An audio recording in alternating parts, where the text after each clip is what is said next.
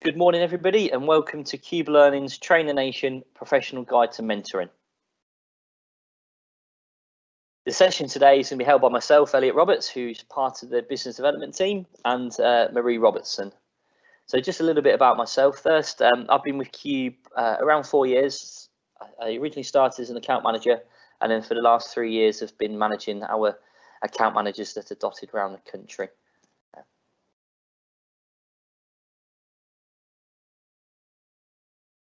Marie, you with us? Yes, good morning, everybody. Yes, sorry. Yes, good morning, everybody. You never know with the I'm internet, Marie Robertson.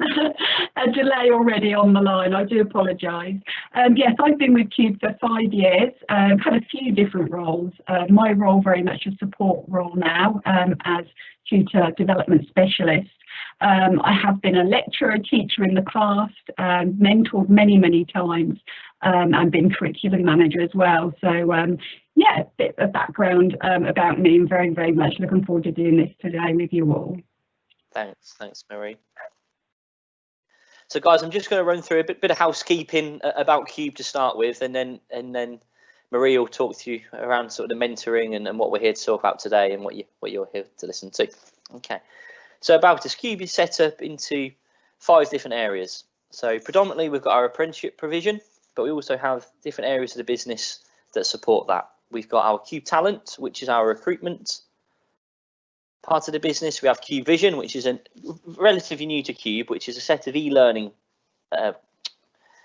qualifications and sessions that are there to support apprenticeships and support employers who might not want the full apprenticeship or diploma, want someone that's short and sharp for their employers. We've got our Cube traineeships, which also might be known as pre-apprenticeships. So it's giving people that opportunity who maybe aren't quite ready for work, want to sort of try an industry before they commit to it, and also allows employers to do the same with people. So Cube currently have about 200 staff in and around England. It's actually going up week by week at the minute. So there's new tutors, new business development people, people in the office, in compliance, joining every week at the moment. So a really exciting time to be with Cube. Every staff member we have is employed by Cube, so we don't have any freelance tutors. Every tutor is employed by Cube. So we've got a tutor down in Truro, and then we've got one up in Newcastle. So we cover the breadth of the country with our employed tutors. Just recently, we came in the top 10 of training providers for Rate My Apprenticeship, something we were really proud of. We actually came 8th, but we'll be striving next year to be in that top 5.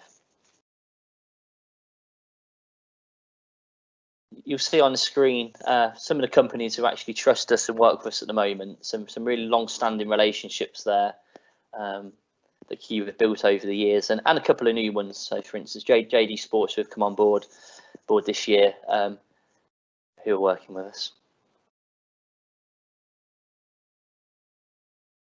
On here, you'll see our steps to success model. This is a clear indication to show that training is actually for everybody. And what we're going to try and build into today's session is how mentoring at each of these levels plays a really important part of somebody's development, which Marie will talk you through as we go through the presentation.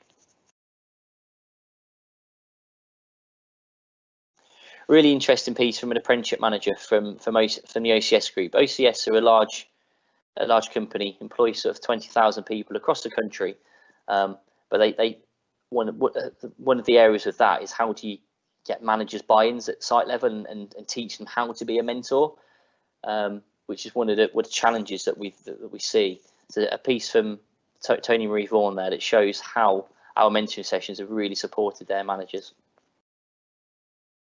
I'll just give you 30 seconds to have a read.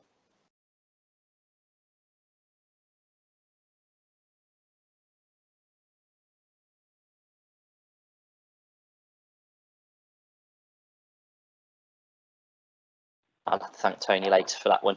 Over to Marie then to talk you through the mentoring slides. Okay, thank you very much, Elliot, and good morning, everybody. And I have to say that I love that quote from OCS, and we're certainly going to look at some of those points within the webinar today. So the 4 main objectives that you're now looking at that we're going to cover are to promote the benefits of mentoring, to develop a clear set of guidelines and principles so you can have a successful mentoring relationship, help you manage your expectations about this opportunity, and finally to deliver exceptional mentoring so you can provide that effective support and development for the mentee. So we can go to the next slide. So first of all, what is mentoring? That should be the first question. Well, for me, I see mentoring very much as a support and guidance role, which focuses on definitely on development and growth, either on a personal or professional level, and sometimes on both. Traditionally, it is very much seen as a one-way process, but today, as it states on the slide, it is seen very much as a two-way process, where you as a mentor will have the opportunity to share your experience, your skills and knowledge with the person that you're mentoring, and both sides will definitely benefit from that, as we will show shortly. It does require developing a relationship based on trust, on honesty and truthfulness, and your mentees will definitely look to you for support, guidance as required, and they will possibly view you as a role model to aspire to also. And certainly this last year we've seen more individuals than ever want to mentor, and many organisations now trying to implement this within their workforce as a learning and development initiative, and we're beginning to see the real positive benefits that it brings to their organisation. So we're going to have a look at some mentoring myths. So if we can just click those on, Elliot, please. It's showing on my screen. It's not showing what they are, Elliot. It's just showing the images. Can we just see if one more click will bring them up? All right, brilliant. Okay, it's bringing them up one by one. That's absolutely fine. So brilliant. Myth one then, mentoring is a one-way street. So absolutely not. As we just sort of stated already within the description of what mentoring is, both people definitely can learn from each other's strengths and experiences. You may certainly find that a mentee's perspective on a topic may make you think differently about something. So we definitely will learn from each other. So it is a two-way process. Myth two, a mentoring relationship can only be face-to-face. So whilst many mentoring relationships would probably prefer to meet in person, face-to-face, and despite this, obviously the situation that we're in at the moment, or working remotely, it's always not possible, is it, within a working environment to have face-to-face meetings, and more people are now working remotely anyway, you know, maybe at different sites. So it's very important to start off the relationship, establishing how you are going to meet and how you're going to communicate. And nowadays, video conferencing, email, phone calls, webinars like we're doing today, make it really easy to communicate successfully on a remote basis. So absolutely does not need to be face-to-face. Mentoring is a time-consuming process. That's myth three. So each mentoring relationship is unique, and it will depend on the purpose and focus of the relationship. And we'll look at the roles and responsibilities of both the mentor and mentee shortly, and certainly show that it is the mentee that drives the relationship forward. And certainly in my experience, mentoring has never been a time-consuming process. And remember, the time of meetings can be agreed in advance at a time which should suit both parties as well. Myth four, expectations are the same for everyone. So while many mentoring relationships may share similar reasons for being mentored, such as supporting colleagues through apprenticeship training, individual expectations will most certainly vary and require different areas of support. Expectations of mentors will also vary. Some mentors will want to give back to their profession by sharing their knowledge and experience, and others may want to learn and develop themselves from the experience. So the expectations are certainly not the same, and they will vary. Mentors must be older, myth five. Certainly not. Age is not a factor for being an effective mentor. Mentors should be chosen for their understanding, for their skill and their capacity to share what they know based on the mentee's own professional development needs. And sometimes that requires a younger, less experienced employee. You know, they'll be able to provide support to that more experienced or older member of staff. could be, for example, to help them navigate learning of a new skill. And age, as we know, unfortunately, does not always bring experience, so definitely not the case there. Myth 6, developing a mentoring relationship is complicated. Only if you make it so. So yeah, absolutely does not need to be complicated. And in my experience, it's never been a complicated experience. Quite the opposite. Definitely one just based on being able to share your knowledge, skills, and experience. And a very, very positive experience, not complicated. Myth 7, you only need one mentor at a time. Again, no, each mentor brings unique knowledge to the mentee, and having more than one can offer greater learning experiences. And it's very important for mentees to openly share their objectives with their mentors so that each mentor can be chosen for a specific area of development. And sometimes that may require having more than one who specialises in a certain area. Lastly, we have myth 8, mentoring relationships happen on their own. No, again, as we've just said, it's up to the mentee to have a specific measurable objectives and to find that mentor who'll respect them and they'll trust to help them reach their goals. So they're the ones who are very much in the driving seat in this respect. And remember also the support and time spent on meetings should be agreed and planned in advance. So it doesn't happen on its own. It is very much planned with both parties there. So let's have a look at the benefits that mentoring brings. So the benefits, as you can see there, are absolutely vast, and there's certainly a lot more benefits than we've managed to squeeze onto this slide for you. So benefits for not just the mentor and the mentee, but certainly for the organisation as well. So if we just look at the benefits for the organisation first, you can see that mentoring helps high quality employees to feel happy and valued. And this in turn then increases their productivity and motivation. And now they're more likely to stay with the organisation. So organisations that invest in mentoring programmes show that investment in their people. It encourages for an equal and diverse workforce who are loyal and grow with the company, sharing the same values and goals. So there's real benefits to be gained from an organisational point of view. For the mentor and the mentee, also vast benefits. And it opens up opportunities that could otherwise possibly be closed, obviously providing that development and the potential for promotion within their roles and career progression. Lots and lots of statistics also to back this up. For example, one study found that 25% of employees who enrolled in a mentoring programme had a salary increase compared to just 5% of the workers who did not participate. And also mentees are promoted 5 times more often than those without mentors, and mentors themselves are 6 times more likely to be promoted.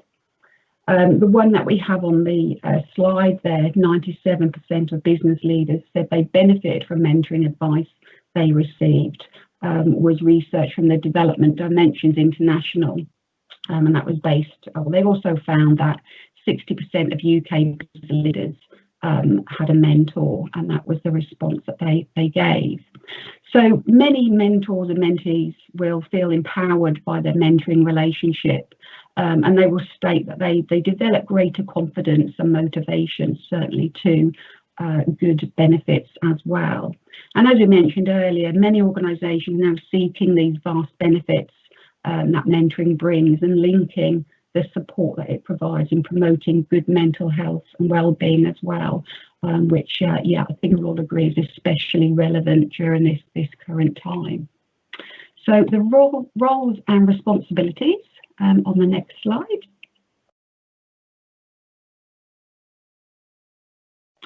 So very important to understand both the role of the mentee and the mentee and the mentor, and what to expect from the process and from each other. In some organisations, you will have a formal agreement which may be drawn up, which will be agreed and signed in advance. and it will outline exactly what is required from the process, how it's going to be completed, and it will record and track the progress made. So that's really providing a commitment to the process from the start. However, in some situations, informal mentoring will take place, and that's been found to be very, very beneficial also. So whether it's completed on a formal or an informal basis, the roles and responsibilities should be clear, and they will be the same. So in all situations, and as we said as well, it's the responsibility of the mentee to lead the way on developing a set approach for the relationship and to be really clear on what they're trying to achieve. They're the ones that will identify their development areas required, and then with the support and guidance of the mentor, will agree on the objectives, the targets and the goals to be achieved. As a mentor, you should push and stretch your mentees to provide them with possible new ways of thinking and developing, and they then in turn will need to be really open-minded and receptive to this and to trying out new ways of working.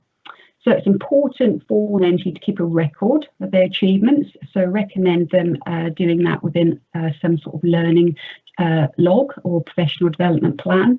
And also we will talk about reflection a little while, but very important as well to reflect over their progress and be mindful of their job description as well, making sure that we base all objectives around workplace knowledge, skills and development. So the mentor's main role and responsibility is to provide that insight, the knowledge, the guidance and support and access to appropriate people and resources in order to support the mentee's development. It's important that mentors don't do the work for the mentee, but question, direct and guide them, providing honest, reflective, constructive feedback on their development and sharing their own experiences.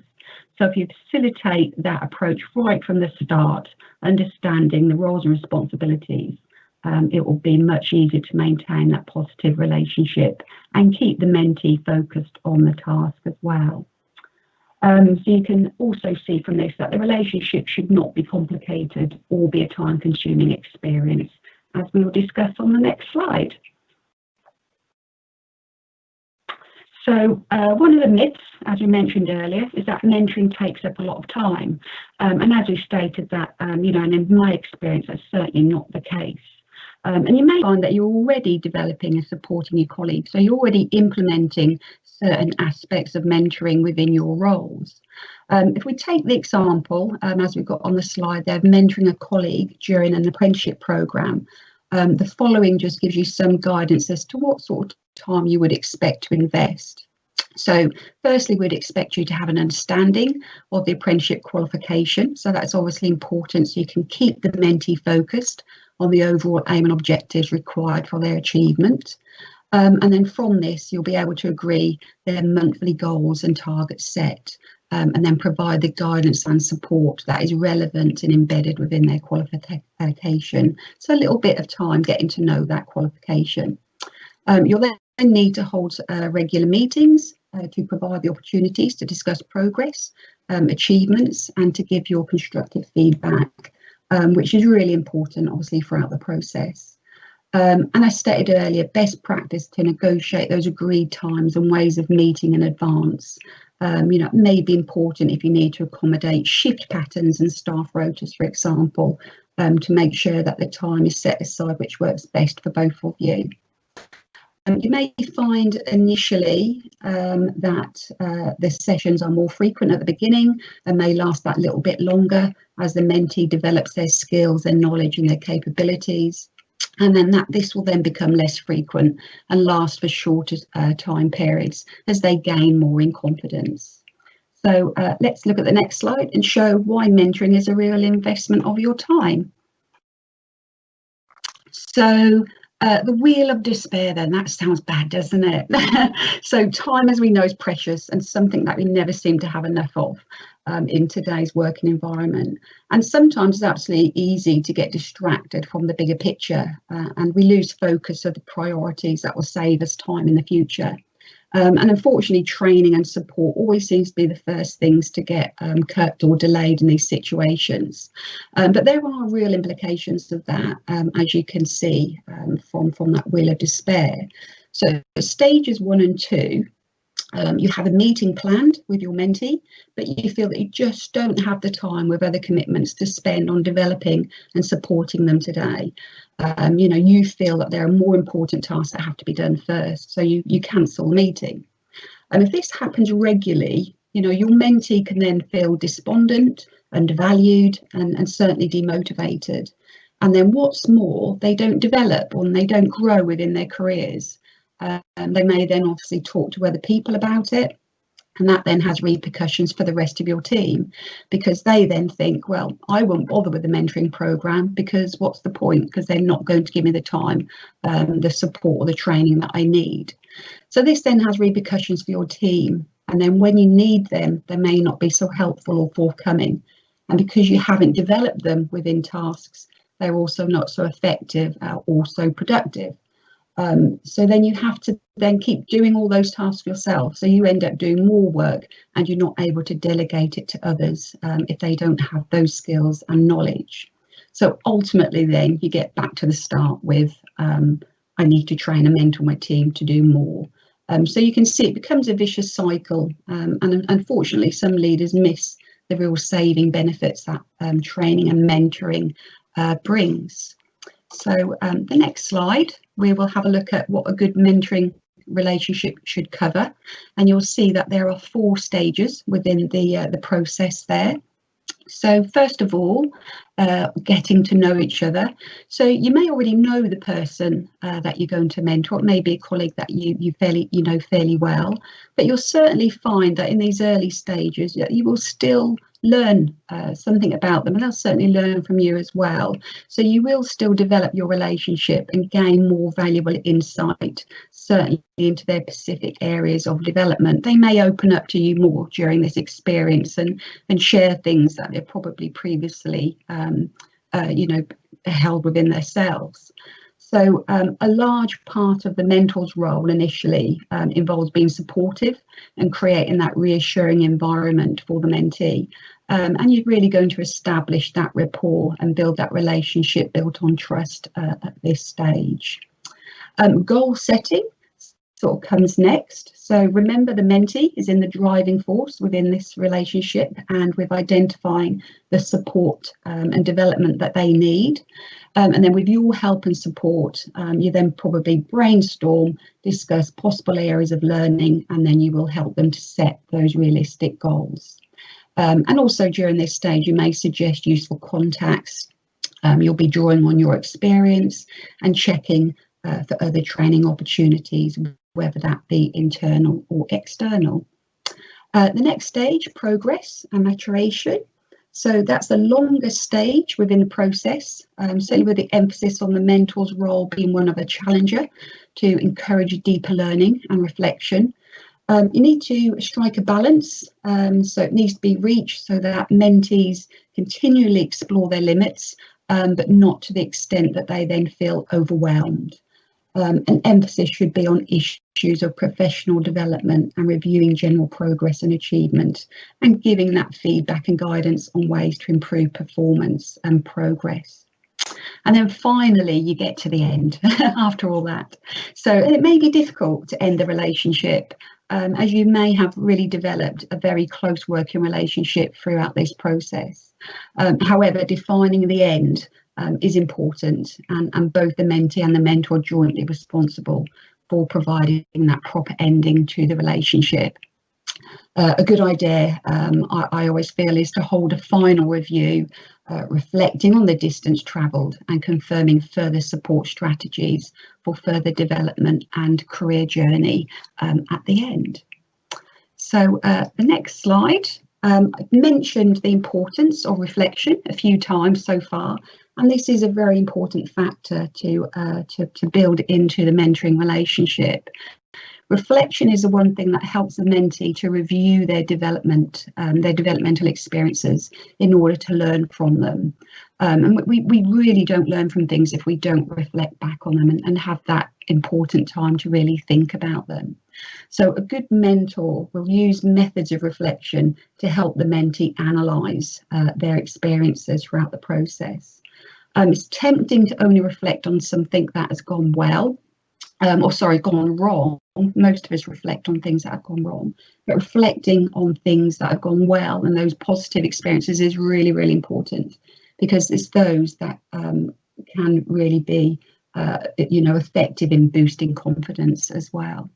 So three main types of reflection: prospective, in the moment, and retrospective. So prospective is where we reflect on something in advance of it happening. So you might do this by discussing the goals or identifying the learning opportunities, reflecting on those in advance. In the moment, so when we're reflecting on the tasks, the role or activity that you're involved in at the time, and considering actions as we're in the moment. And then retrospective, and this is what mentors will mostly help their mentees do. So when we reflect back on events and review how they went and what might be improved upon in future. So the timing of reflection, very important. Too much delay is likely to cause you and your mentee to forget important details. So really try and encourage your mentees to record their reflections, their thoughts, their feelings after events, so that they can then discuss that retrospectively with you. There are loads and loads of reflective models and techniques out there. The one that we've got on the screen there is Gibbs reflective cycle.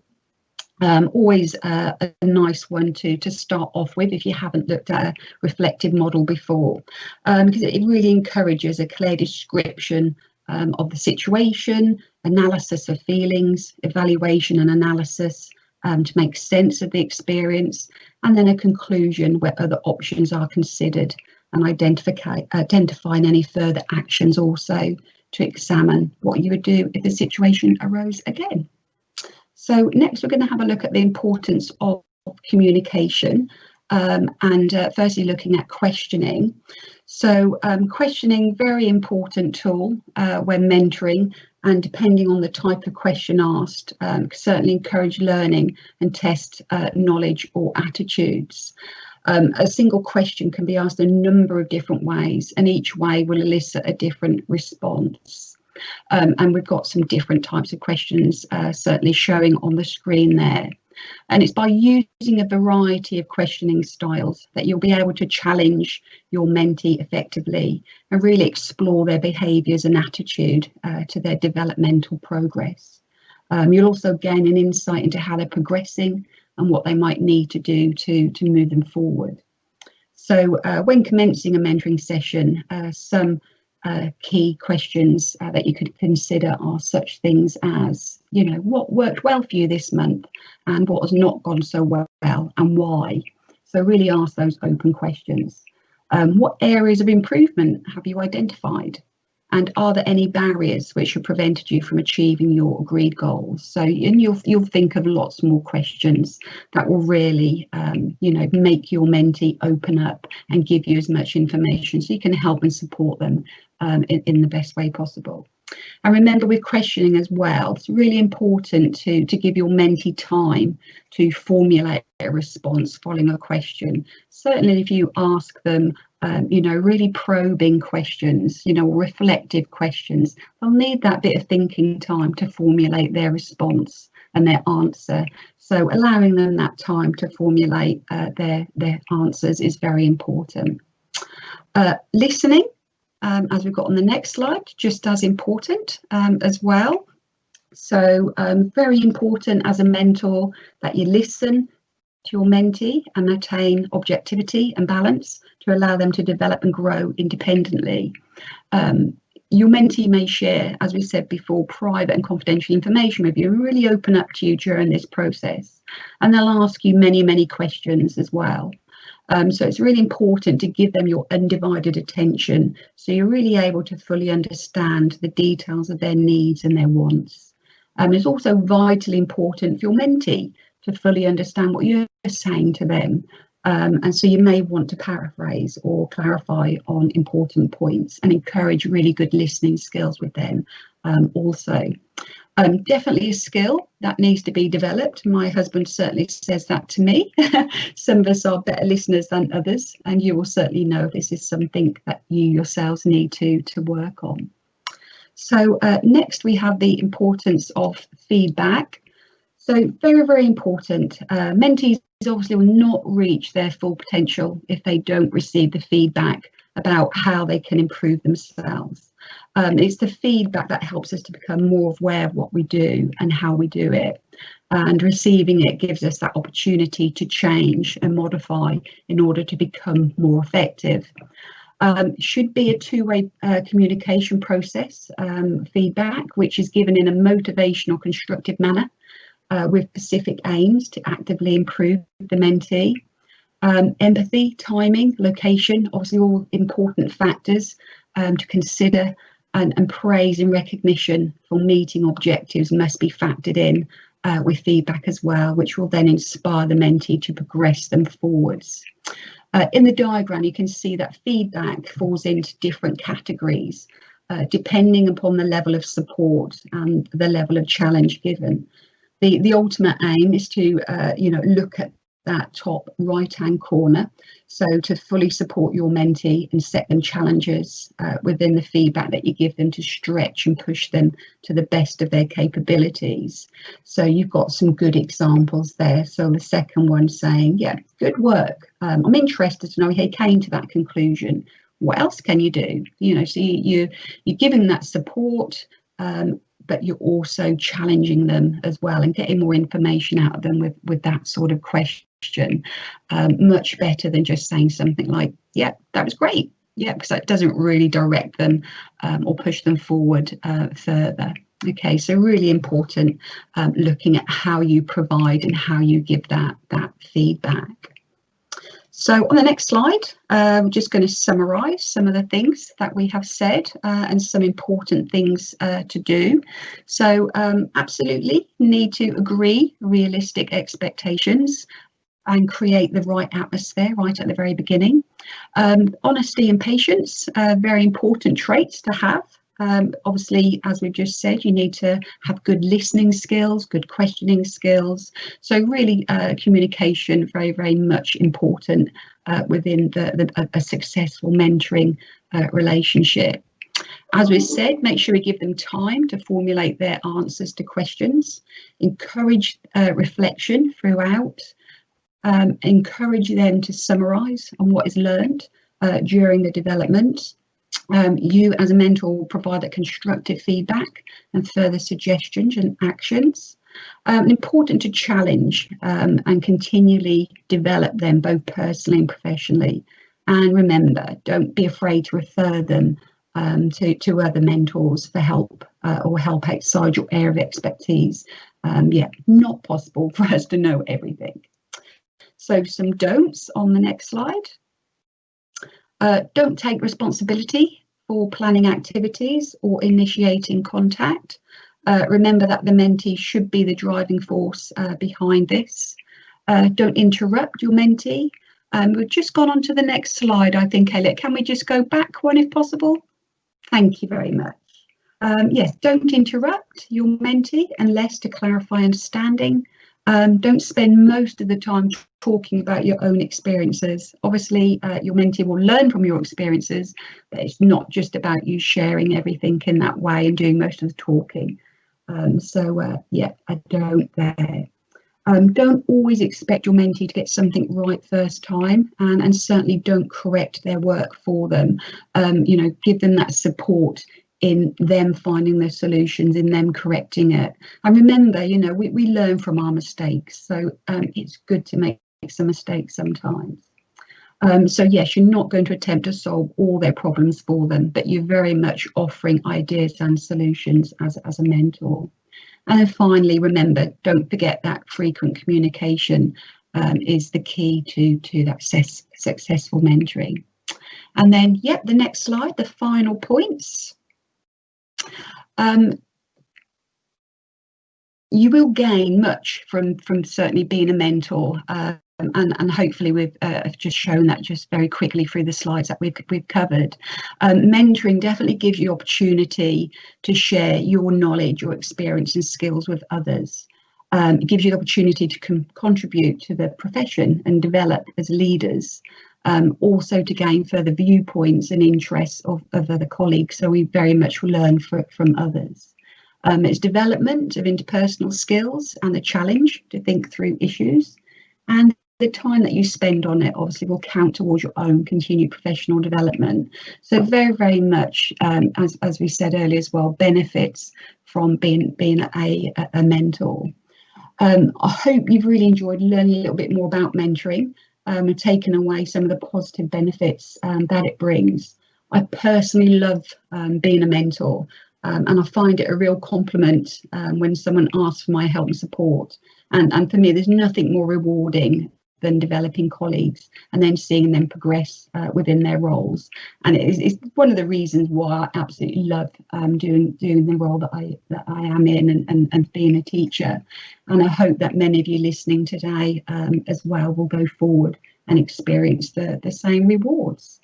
We will have some time for questions at the end if any of you have questions, but for now I'd like to hand you back to Elliot.